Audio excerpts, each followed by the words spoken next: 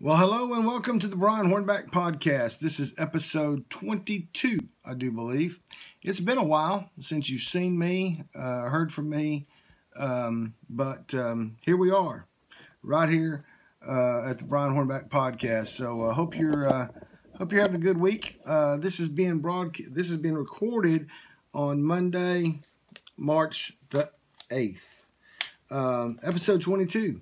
A lot to talk about. Not going to get to it all today, obviously, but we will get to some things. The reason for my absence for about the last week and a half is we had a monumental time in our family. Our 30-year-old son got married to his forever, and so we had that we had that going on, and so. That really tied up some of my time, and then it took me about a week to get over it, to get back in the swing of things. You know, this isn't my full-time job, but it does consume a lot of time. So the Brian Hornback podcast is a part of BrianHornback.com. It's been in operation for 16 years. It'll be 17 years this year. News, views, political op-eds. You know, I was it before it was it, right? Something like that. But do want to talk about Matlock Tire Service. A week ago today, I went out and started the vehicle up, and I had this weird sound. And, you know, Matlock Tire has been it's been an advertiser on my website for a number of years, and I have been on this podcast since it started. And so had this weird sound that I knew wasn't right. And so I took it to Matlock Tire in Farragut. And come to find out, I had to get a fuel injector replaced and had to get all new 6 new spark plugs. Matlock Tire Service cost me a pretty penny, but it would have cost me more somewhere else down the road, I'm sure of that. And they took great care of me. So I was down for a couple hours, and they even helped me get back to work quicker, and not just because they advertise on BrianHornback.com and on the Brian Hornback podcast, but just because that's the kind of place Matlock Tire is. So if you're having if you need new tires, and that's on my short list, I'm going to get tires here soon. I'll be getting those at Matlock Tire, and certainly do appreciate the folks at the one I went to in Farragut. There are 5 locations for Matlock Tire Service. There is in their old home location in Lenore City. There is Maryville, Athens, Tennessee, Farragut, and then, of course, they just opened one in Hardin Valley. But MatlockTireService.com is the website. You can reach them at the Farragut location, the one I go to, 865-966-0425, 966-0425. You can hear us on not all podcast streams, but you can hear us on iHeartRadio, Apple, Spotify, Google, Radio Public, Pocket Cast, Breaker, and of course where we produce and archive this podcast on Anchor FM. And I'm sure you've heard an ad or two as you listen to the Brian Hornback podcast for Anchor FM. They're great folks. So if you're looking to get into the podcasting world, I would suggest going there. Anchor FM. So what's going on? Well, let's see. This weekend, the Knox County Republican Party reorganized, and they had 2 choices for chairman, and they elected Daniel Herrera, a young attorney, to be the new party chairman. And he was opposed, or the other choice was former State Representative Harry Brooks. 2 excellent choices. It's been a few years ago since I sought and was elected as the Republican Party chairman. That was in March of 2005, and I served through the 2006 election, which, by the way, 2006 is when the Supreme Court decided that all the people that we had been electing and the people that we were going to elect in 2006 were term limited if they'd served more than 2 full terms. And so we faced in 2006, not only did that ruling come down after the filing deadline, So we got those folks elected in spite of some write-in candidates. And then in late 2006, we had to do county commission had to do an appointment process for those that were out of office. And so that happened on the end of my term. And so my term was from March of 2005 to March of 2007. Enjoyed being chairman. It's a great job, but I wouldn't want to be doing it today. The party's changed a couple of times since I've been chairman. And if you happen to read the daily paper, you'll see a quote from me about that. When the Tea Party came into existence, the party, what I call the party apparatus, that would be the people that have been active for a number of years, like myself. I've been active since I was 16 years old. We're not very welcoming to the Tea Parties. And so, my thought about this was, well, you have what I call the Trump faction. Now, some people disagree with me and say there's no such thing as a Trump faction. I will most assuredly assure you that there is a Trump faction. There are individuals that have gotten involved in politics, have gotten involved in the world politic because of Donald J. Trump Jr. And because of the 46th president. Might have got that wrong. It might be 45th. But anyway, there are people who have gotten involved in the body politic because of our former president. And so, the question was, in order to be chairman in a contested race for chairman, when I ran in 2005, no one opposed me. So I was elected without an opponent. I had plenty of opponents, okay? Don't let that mistake you. They just didn't have the courage to put their name up on the ballot against me. But I digress. The problem we're going to have is, how do you, first of all, in a contested election, you have to get enough of your people out to vote for you. And this one was a little bit different. And let's spend a little bit of time and talk about this. In all the years since I attended my first convention, I believe the first convention was at the City County Building in the main assembly room. And I believe that's when Billy Stokes was elected chairman for he served multiple terms. But always in the past, what we've done is we've organized the precincts. So if you vote at Concord, if you vote at Sunnyview, if you vote at Thorn Grove, 2 weeks before the convention, there's a meeting there in your local precinct where you elect a chairman, you elect a vice chairman, you elect a secretary. You might elect a treasurer. I don't know why you'd have one because most of these precincts didn't have any money. And then you would have a number of delegates that you would get to pick. And so that's how it's always been organized, even up until 2 years ago. Now, 2 years ago, the precincts got organized, but then when they got to the convention, it was ruled that there was not a quorum because we had the 100-year flood on that day.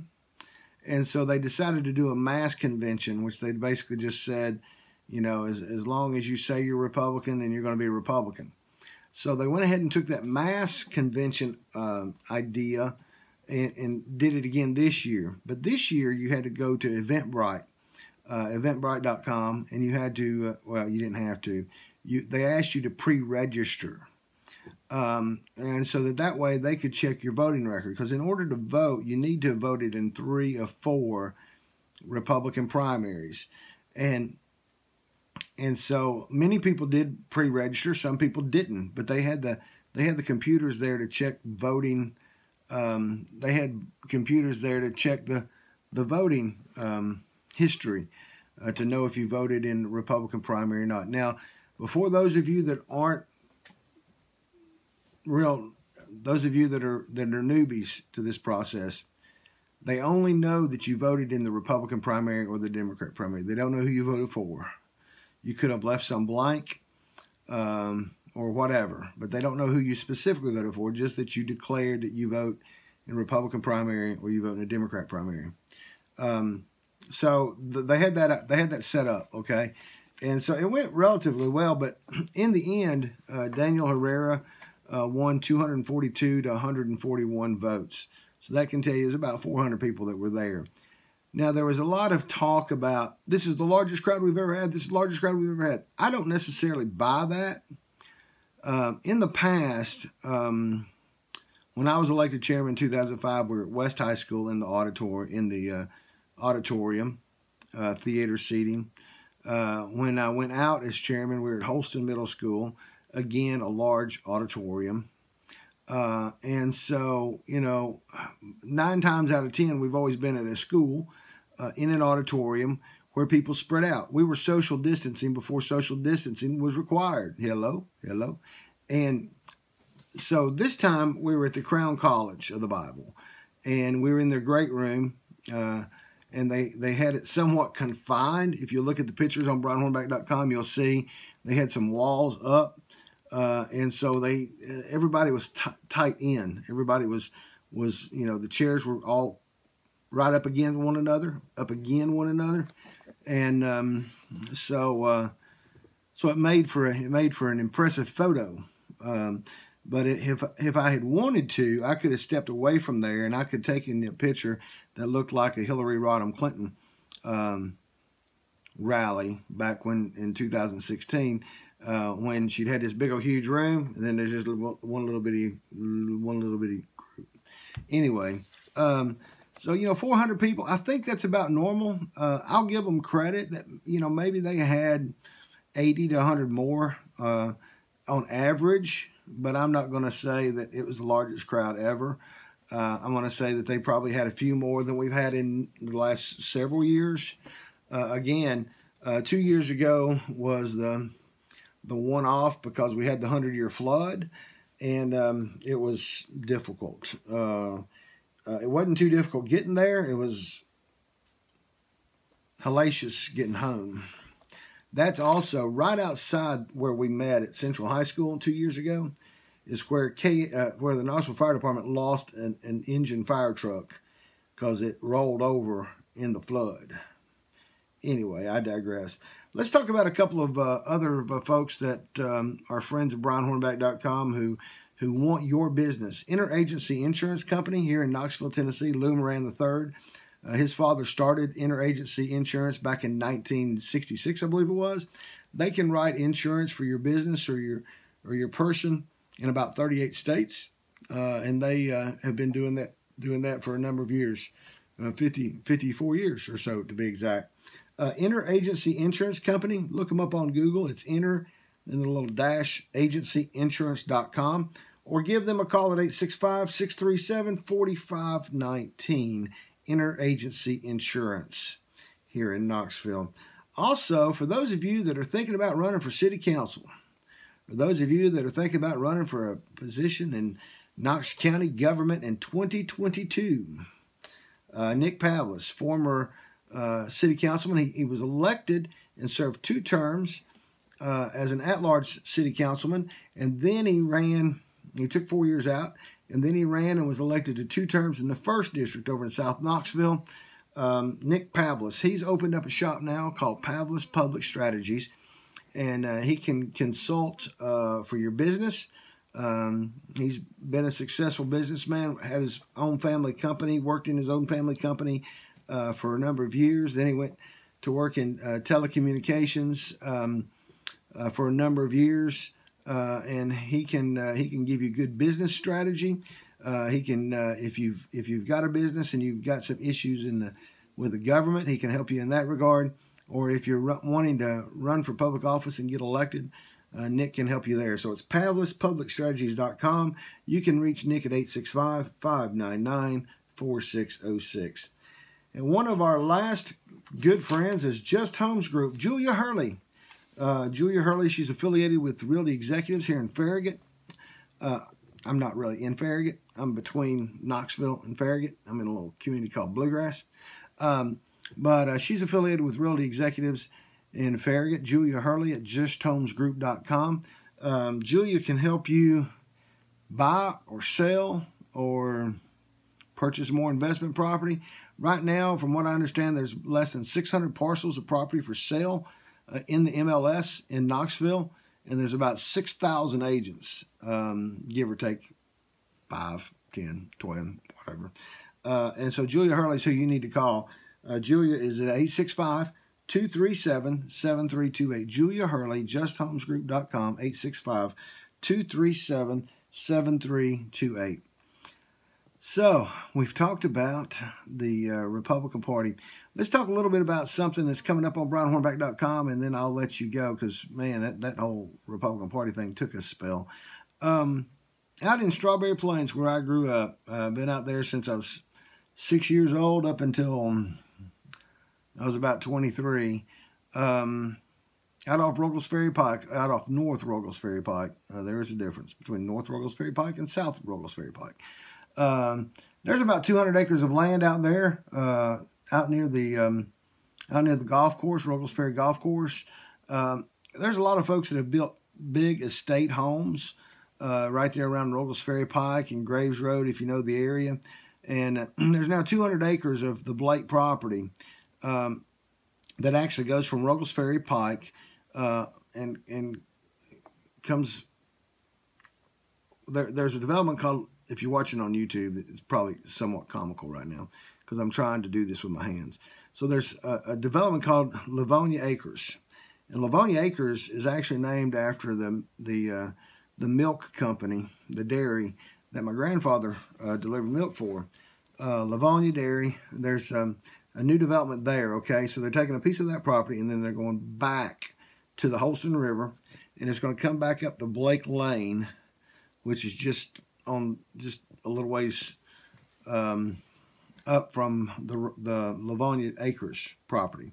Anyway, so they put together about 200 acres of land, and they're going to put about 480 houses on it. Now, look, I'm all about private property owner rights.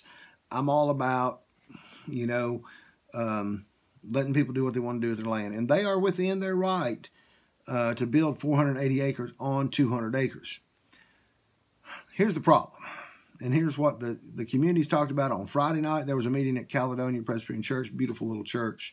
My family church, by the way. It's where my family was. My family are the Blakes, but they're not related to the Blakes that have this property. We were the other Blakes. But anyway, they're all related, okay? Anyway, so there was a meeting Friday night up at Caledonia Presbyterian Church. And then there was a meeting at Saturday, a much larger meeting up at Lions Creek Baptist Church. Here's the issue. The issue isn't the fact that you want to build 480 houses, okay? That's not the deal. And it's not the deal that, 480 houses is too many houses. That's not the deal. Here's the deal. The deal is that North Ruggles Ferry Pike, Cash Road, Pleasant Hill Road, Burris Road, all the roads that are going to go in from to North Ruggles Ferry Pike off of the Asheville Highway have never been changed since I learned to drive when I was 15, 16, maybe even younger than that, on those roads. There's no red lights on North Ruggles Ferry Pike. If you just look at the site plan, which later tonight I will have, by tomorrow, March the 9th, I'll have it up on BrianHornback.com. You can access the site plan. If you look at it and then you read the study, you'll see that the number of houses and the number of roads that are going to be just in this development. So you can imagine the number of students it's going to put in the school, the number of cars it's going to put on the roads. So really, hopefully, Knox Planning and the Knox Planning Commission will really look at the density. In the part of West Knoxville that I've lived in since 1992, we can handle the density. We've got the road infrastructure. We've got all the things that allow that to work. This is the first major development. What's interesting about this development is that it's a high-density development right beside where people have built estate homes. And you know what I'm talking about when I talk about estate homes. We're talking about 5,000 square foot houses. We're talking about nice homes. I'm not saying that these homes aren't going to be nice in Innisbrook Farms. But what I'm saying is that hopefully somebody's looking at the fact that the traffic, the infrastructure, all needs to be in place for this to actually happen. and they really need to lower the density. I mean, I look at it and I say, you know, I wouldn't mind having a river lot. But when I look at it, the river lots are small. It makes no sense from what I've seen. Blaine Chrisman is the supposed developer. David Harbin is the engineer. The property owners are the mother-in-law of former Knox County Commissioner and former property assessor Phil Ballard. I believe he's involved, although his name has been stricken off anything that has any reference to this application or this development plan. But he is a realtor, and so I'm sure he will probably sell the lots and sell the houses when they get built. Radius Homes is the builder. I haven't heard much about them. I mean, in the Karnes community, we hear a lot about Smith Built. In other areas of the county, we hear about Ball Homes. Matter of fact, Ball Homes this week is likely going to get a piece of property not too far from my house to build some homes. But Ball Homes has built a lot of homes around. Smith built a lot of houses around the Karnes and Powell area. Haven't heard a lot about Radius Homes, Blaine Chrisman. You know, maybe I haven't done enough due diligence on that. But anyway, that kind of catches us up. We're caught up on the Republican Party. We've kind of teased the high density development that's going to be happening out in Strawberry Plains, Tennessee, my old stomping grounds. That'll catch us up for tonight. Appreciate everything that you do in listening to the Brian Hornback podcast. Appreciate all the reviews that you give me. Appreciate recommendations, sharing it. If you're not aware, if you're just listening to this same broadcast is on YouTube. So check us out on YouTube. Even if you just go over there and hit subscribe and subscribe for me, that helps. Subscribing on the YouTube channel. And y'all be safe. COVID vaccines, hopefully we're going to get those by everybody wants to be vaccinated is going to be vaccinated by the end of May, it appears. I will let you know that before I came on here tonight, I did watch the Tennessee House activity, and it appears that Representative Zachary was able to pass his bill in the House. I don't know what's going on with the Senate version, but to strip the health board of having any oversight, and that was a real interesting. It was a real interesting argument on the House floor. Bo Mitchell made a reference to our county mayor, which I thought was kind of funny. But Bo Mitchell's a Democrat out of Nashville. Representative Zachary from Knoxville. Unfortunately, it was a voice vote, so I don't know how Representative Manis voted. Representative McKenzie and Representative Zachary had kind of a back and forth, which was good to see that two people from Knoxville could argue about something. But anyway, so that passed. So we'll keep you posted on all that's going on. And again, I appreciate you listening. I appreciate you sharing it. I appreciate you telling your friends about it. And if there's anything that I can do, if there's anything you want me to talk about, send me an email, brian@brianhornback.com, or shoot me a text. I don't like answering the cell phone, so send me a text, 865-607-1108, 865-607-1108. And we'll talk to y'all real soon.